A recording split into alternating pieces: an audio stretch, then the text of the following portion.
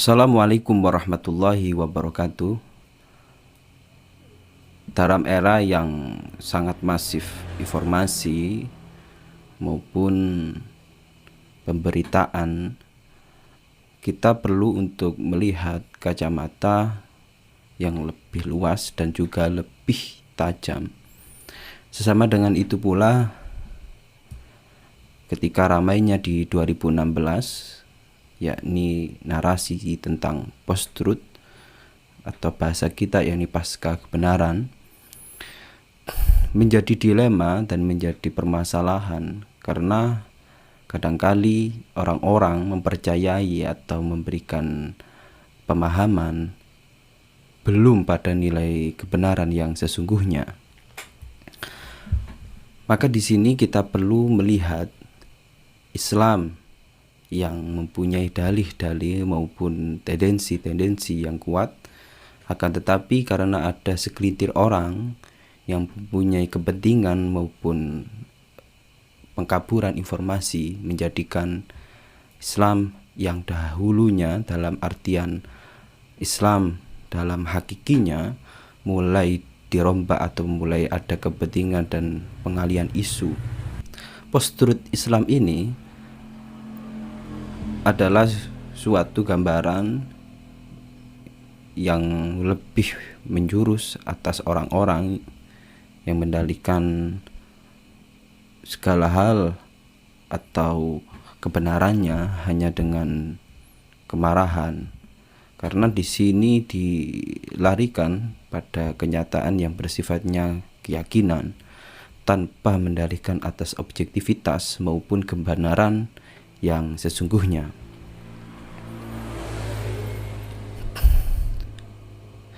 Semisal contoh kemarin pada era-era yang ramainya tentang sebut aja FPI menggulirkan pembahasan yang menimbulkan orang-orang atau di wilayah atau di diksi mereka itu umat Islam. Ini contoh dari diksi pengalihan dengan bahasa yang sifatnya umum sudah digeneralisir ke seluruhnya, sehingga bahasa yang dia pakai adalah bahasa post-truth.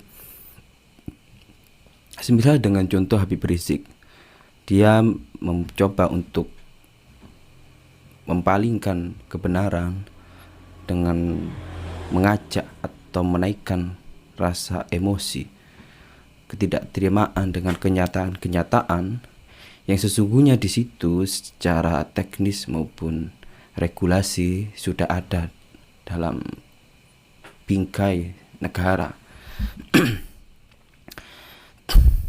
Pemahaman dari post-truth Islam ini adalah suatu kebohongan-kebohongan yang dibangun oleh segelintir orang, ya katakanlah salah satu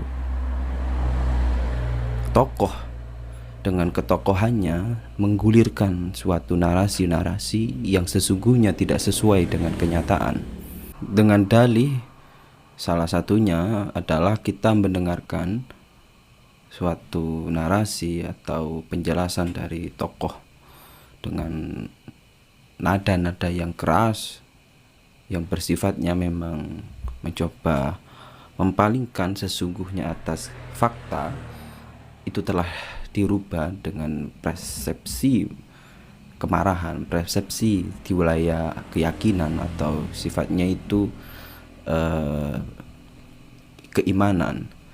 Sembari ketika narasi ada hal-hal yang secara teknis itu sudah benar, akan tetapi karena ketidakterimaan dengan kenyataan dalam bahasa tidak adanya equality before the law, segelintir orang yang dikatakan umat Islam mencoba menabrak dengan pakem-pakem atau tatanan yang ada. Sembari pemahaman Islam yang digulirkan dengan narasi yang seperti itu, ada pembahasan yang pas untuk bisa mengkanter, yakni moderasi atau Islam yang moderat, gambaran yang Islam yang tidak terlalu kanan maupun tidak terlalu kiri, sembari penolakan atas narasi-narasi pikiran yang radikal maupun liberal.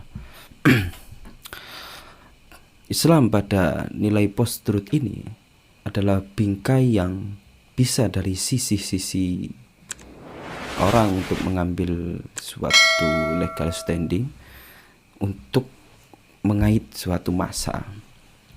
Nah, pasca kebenaran atau post-truth ini, kita tidak lupa alat-alat atau penggunaan ini sering di wilayah kemarin, yaitu wilayah pemilihan pemimpin atau ya para politikus, menggait para pemilih atau komunitas dengan narasi yang membangkitkan kemarahan. Nah, Islam moderat atau Islam yang bersifat flowery, yang dengan cinta dan kasih, perlu untuk bisa dikembangkan, karena gambaran tentang post-truth Islam ini tidak akan berhenti, sebab karena mereka-mereka yang mendalihkan atas kebenarannya dengan ayat-ayat, tapi dengan wilayah penafsirannya sendiri. Sesama dengan itu pula, nilai atas intoleransi maupun kepribadian asli orang Indonesia, asli Nusantara, yang ya tidak ada kemarahan, akan tetapi saling memahami dengan gambaran Bhinneka Tunggal Ikanya, sekarang sedikit demi sedikit mulai terganggu. Akan tetapi memang kemarin sudah dieksekusi. Di situ menjadi penurunan tensi atas masalah tersebut. Akan tetapi dalih atas post-truth ini mungkin bukti atas narasi yang kalau teman-teman kajian Islam memahami atas diksi taklid buta, suatu gambaran orang yang ikut dengan tokoh tapi dengan gambaran kebutaannya tanpa dasar atas itu benar atau tidak. Hal ini kalau kita dengar dari berbagai pendapat ulama, memang itu salah atau berdosa atas orang yang taklid buta. Imbas atas itu adalah mereka-mereka menerima narasi tentang post-truth tersebut, hingga kalau sedikit-sedikit yang itu menyalahi, menjederai Islam, akhirnya dia marah tanpa berpikir dahulu, tanpa harus melihat lebih luas, baik dari sisi-sisi yang lebih ilmiah atau sisi-sisi yang bisa menenangkan atau memberikan solusi. Nah, post-truth Islam atau pasca kebenaran di wilayah mana Islam adalah segelintir orang yang merubah pemaknaan maupun nilai-nilai yang seharusnya sesuai ada pakem atau ajaran dan ada dasar-dasar yang harus dipelajari, sembari itu mulai ditabrak maupun dialih pemaknaannya atau reinterpretasi yang bersifat menyesatkan. Akan tetapi lebih kuatnya atas post-truth Islam dari narasi ini adalah ketika kenyataan kemarin orang-orang dengan bahasa membela dengan kebutaannya tanpa berpikir, sehingga ketika semisal tokoh kemarin menerima sidang atau kenyataannya, orang masih mencintai, orang masih mendukungnya dengan dalih-dalih yang dia bangun.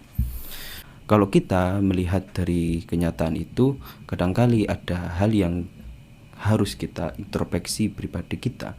Apakah kita akan juga ikut dalam kumbangan itu, atau memang kita akan melihat dari sisi kebenarannya dengan tidak ikut kabur?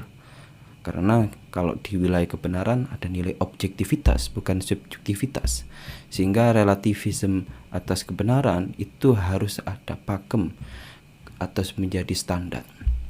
Nah, kritik atau hal-hal yang ingin secara tajam untuk bisa membaca pun harus diketahui dengan dalih-dalih yang sesuai dengan fakta, bukan hanya dengan nilai emosi, bukan karena mendalihkan atas kepercayaan atau wilayah ya udah itu yang benar, tetapi itu harus dan ditambahi kembali dengan pemahaman atau penambahan informasi atau penambahan ilmu pengetahuan. Di sini makna post-truth Islam di era yang dikatakan sudah sangat banyak marak dan menimbulkan kemudaratan. Nah, diskusi ini menjadi pemantik pertama teman-teman bisa kembangkan, bisa menjadi diskusi yang santai atau diskusi yang bisa tertulis di komentar. Oke, teman-teman bisa lanjutkan. Dari saya, Assalamualaikum warahmatullahi wabarakatuh.